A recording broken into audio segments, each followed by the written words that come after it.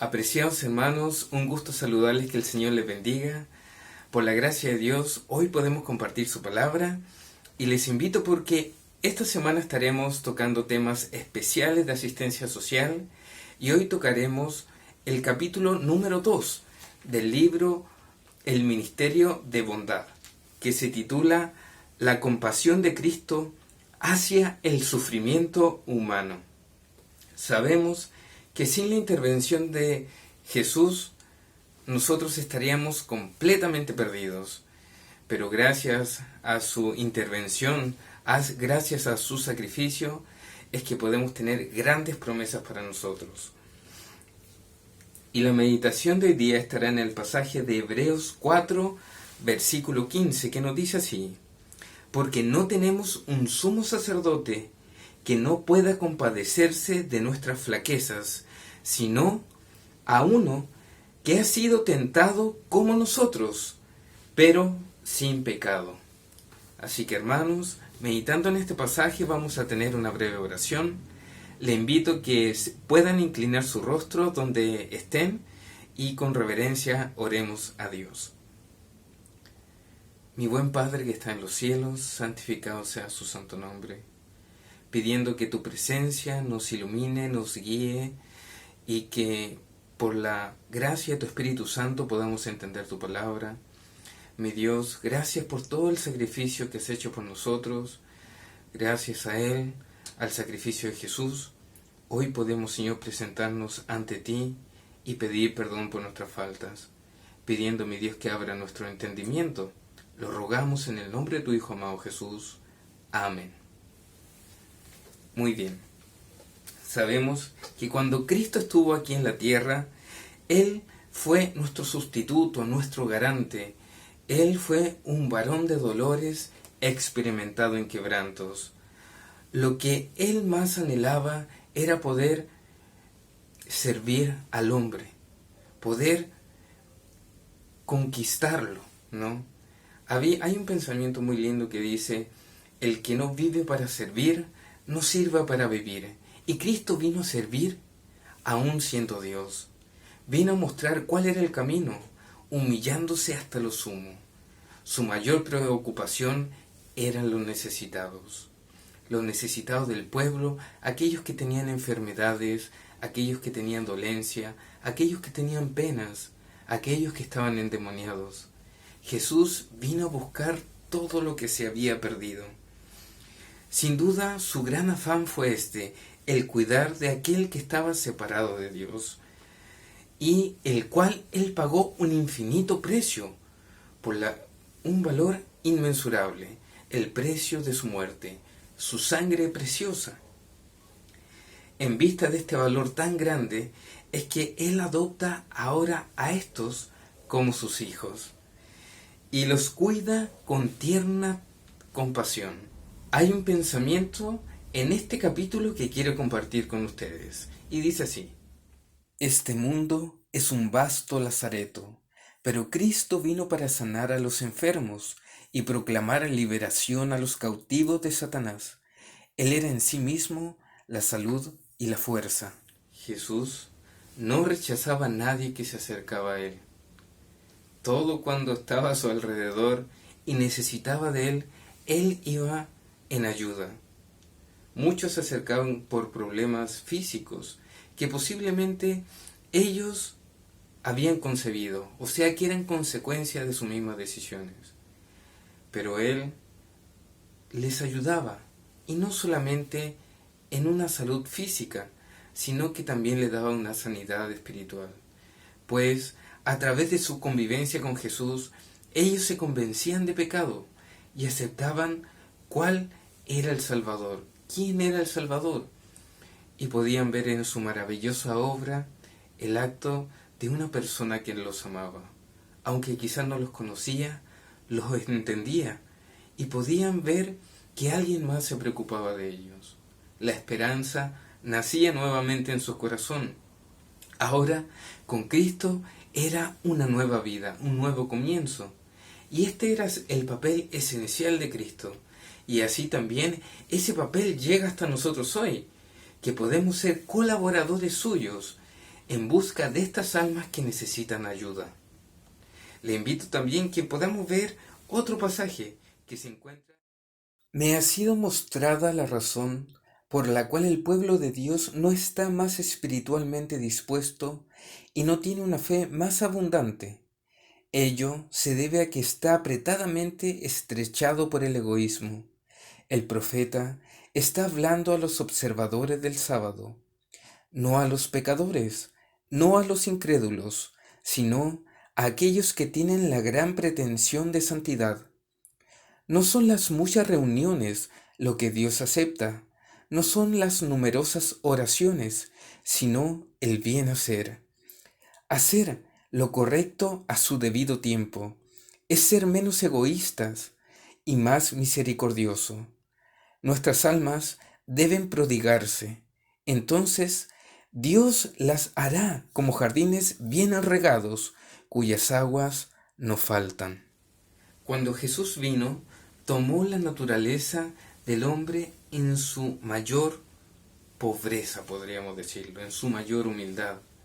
Así podía alcanzar a los más necesitados. Cuando ellos se acercaban, no tenían temor porque lo veían a alguien como igual. Pero también alcanzó a los sabios, alcanzó a los ricos. Con el pobre, con el humilde, era una relación muy cercana. Con el sabio le hablaba en su sabiduría, con el rico hablaba elocuencia, a lo cual a todos podía satisfacer y ayudar.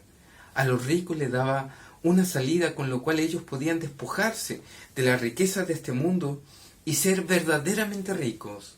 Con los pobres podía mostrarle algo, una salvación la cual nunca habían escuchado.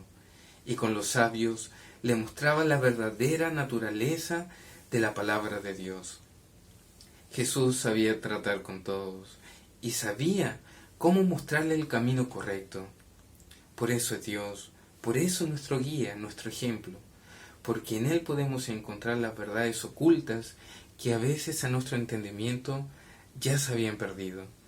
El Señor nos ayuda para que podamos encontrar esta riqueza celestial y así poder dejar todo lo que es de este mundo. Pero siempre Jesús iba en busca de aquellos que tenían mayor necesidad. Aquel huérfano, aquella viuda, aquel desamparado que estaba solo, aquel hambriento, aquel enfermo. Jesús iba en busca de ellos. Y en este libro nos hace comentario de que nosotros debiéramos leer constantemente el capítulo 58 de Isaías, que habla de cómo nosotros debemos ser con el menesteroso, con aquella viuda, con aquel huérfano que siempre está en constante necesidad. Y el consejo para nosotros es leerlo. Vamos a leer algunos comentarios que nos dicen acerca de este capítulo. Vosotros, cuyos corazones y casas son demasiado estrechos para hacer un hogar para los desheredados, leedlo. Vosotros, que podéis ver a los huérfanos y a las viudas oprimidos por la férrea mano de la pobreza y agobiados por el duro corazón de los mundanos, leedlo. ¿Tenéis temor de que en vuestra familia sea introducida una influencia que os signifique más trabajo? Leedlo. Vuestros temores pueden ser infundados y cada día podéis recibir una bendición conocida y bien comprendida por vosotros. Muy bien, así que queda una tarea para nosotros y una incógnita, saber qué es lo que tienen este capítulo en especial para nuestra vida. Jesús llamó la atención en reiteradas ocasiones a su pueblo. ¿Por qué? Porque ellos no actuaban correctamente con su prójimo. Fue así que Jesús habló en parábolas para poder explicar esta situación. Le dio las parábolas del buen samaritano, que de hecho fue en respuesta a sabios, ¿no? Cuando le preguntaron quién era mi prójimo, quién era considerado mi prójimo. Así también la parábola de Rico y Lázaro, la parábola de los talentos. En todas ellas podíamos ver que el pueblo judío dejaba de lado a su prójimo porque podía ver en ellos que quizás estaba enfermo, estaba necesitado. Y esto era a causa de su propio pecado. Y los apartaban de ellos porque los miraban como pecadores. Pero Cristo vino a abrir la puerta y a mostrar mucho más luz referente a esto. Y lo lleva a un punto en esencial, al final de los tiempos. Y por eso es que lo invito a que podamos leer Mateo 25:31. Jesús lo lleva a una escena en particular. Y quiero compartirla con ustedes. Por la gracia de Dios, hoy todavía tenemos su palabra y vamos a utilizarla. Dice así: Cuando el Hijo del Hombre venga en su gloria, y todos los santos ángeles con él, entonces se sentará en su trono de gloria. Lo lleva en esta situación particular, a la venida de Jesús por segunda vez. Cosa que ya está por cumplirse, porque vemos que a través de las señales estamos en la última parte de las profecías, justamente antes de la venida de Cristo. Así que estamos viviendo un tiempo crucial. Y este tiempo se los relata a ellos. Y dice: y serán reunidas delante de él todas las naciones, y apartará a unos a la derecha y a otros a la izquierda, como lo hace el pastor. Entonces el rey dirá a los de la derecha: venid, benditos de mi Padre, heredad el reino preparado para vosotros desde la fundación del mundo. Porque tuve hambre, y me disteis de comer, tuve sed, y me disteis de beber, fui forastero, y me recogisteis, estuve desnudo, y me cubristeis, enfermo, y me visitasteis, en la cárcel, y viniste por mí. Entonces los justos le respondieron diciendo: Señor, ¿cuándo te vimos hambriento, y te sustentamos, o sediento, y te dimos de beber? ¿Y cuándo te vimos forastero, y te recogimos, o desnudo, y te cubrimos? ¿Y cuándo te vimos enfermo, o en la cárcel, y vinimos a ti? Y respondiendo, el rey les dirá: de cierto os digo que en cuanto lo hicisteis a uno de mis hermanos más pequeños, a mí lo hiciste. Aquí se esconde el amor de Dios. Aquí se esconde el verdadero carácter de Jesús, en aquellas personas que obran por amor, lejos de cualquier justicia propia. No buscaban una recompensa, no buscaban ganar el cielo. Lo hacían porque en su corazón brotaba el amor del cielo, el amor de Jesús por nosotros. Es interesante saber de que solamente hay una manera de poder conseguir esto, y es a través del estudio y la oración. La práctica, hermanos, viene por la relación que nosotros tenemos con Jesús. Eso viene como resultado de nuestra comprensión, nuestra relación diaria. Así que les invito, hermanos, a que nosotros podamos tener esta actitud desinteresada por nuestro prójimo. Pero también encontramos una contraparte, así que continuamos leyendo. En el versículo 41 dice así: entonces dirá también a los de la izquierda: apartaos de mí, malditos, al fuego eterno, preparado para el diablo y sus ángeles. Porque tuve hambre, y no me disteis de comer, tuve sed, y no me disteis de beber, fui forastero, y no me recogisteis, estuve desnudo, y no me cubristeis, enfermo y en la cárcel, y no me visitasteis. Entonces también ellos le responderán, diciendo: Señor, ¿cuándo te vimos hambriento, sediento, forastero, desnudo, enfermo, o en la cárcel, y no te servimos? Entonces le responderá, diciendo: de cierto os digo, que en cuanto no lo hicisteis a uno de estos más pequeños, a mí no lo hicisteis. E irán estos al castigo eterno, y los justos a la vida eterna. podemos ver aquí dos caminos, uno para la vida eterna y otro para la perdición eterna. ¿En qué camino nos encontraremos nosotros? Pero hay algo que nivela esto y es cómo nosotros hemos actuado con nuestro prójimo. Parece insignificante, pero hermanos, yo creo que hemos perdido muchas oportunidades en la cual nosotros podríamos conocer un poco más a Jesús. Incluso dice en el comentario que podríamos haber recibido ángeles, pero lo hemos rechazado. Hermanos, yo creo que todos me entenderán cuando digo que a veces por un paso, por un segundo, por un pensamiento de más, es que nosotros nos resistimos a ayudar. Vemos la necesidad y a veces hemos avanzado unos pasos más y dejamos a la persona atrás y decimos que otro le ayude. O cuando pensamos que podemos ayudar de alguna manera, pero vemos que nuestra necesidad posiblemente es mayor, entonces le damos prioridad a nuestras necesidades que a veces no son tan grandes como las de nuestro prójimo. Pero aún así Jesús dejó todo lo que tenía por amor a nosotros. ¿Y nosotros haremos lo mismo por amor a Jesús? ¿Por amor al prójimo? Tal es el amor de Cristo por nosotros.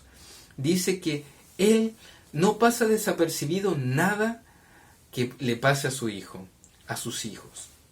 Quisiera leer un pequeño comentario que decía así, ¿no? Dice, ni la más leve herida hecha de palabra o de intención o hecho que toque el corazón de aquel que dio su vida por la humanidad caída. No hay ningún hecho, ni una palabra, ni una acción que pase desapercibida para Él. Cristo nos ama con un amor inmensurable. Y quiero leer un último párrafo para ustedes, que se encuentra en el capítulo 2 de El Ministerio de Bondad. ¿Despertará la Iglesia? ¿Sus miembros alcanzarán la simpatía de Cristo, de manera que tengan su misma compasión hacia las ovejas y los corderos de su redil? Por ellos la majestad del cielo se humilló a sí misma. Por ellos Él vino a un mundo agostado y estropeado con la maldición. Se esforzó día y noche para enseñar, para elevar y dar eterno gozo a los ingratos y desobedientes.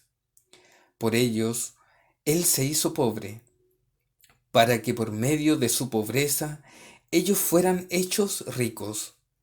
Por ellos se negó a sí mismo, por ellos soportó la privación, el escarnio, el desprecio, el sufrimiento y la muerte. Por ellos Él tomó la forma de un siervo. Este es nuestro modelo. Y la última pregunta, hermanos. ¿Estamos dispuestos a aceptar este desafío? ¿A seguir a Jesús? ¿A seguir nuestro modelo? Él es nuestra guía.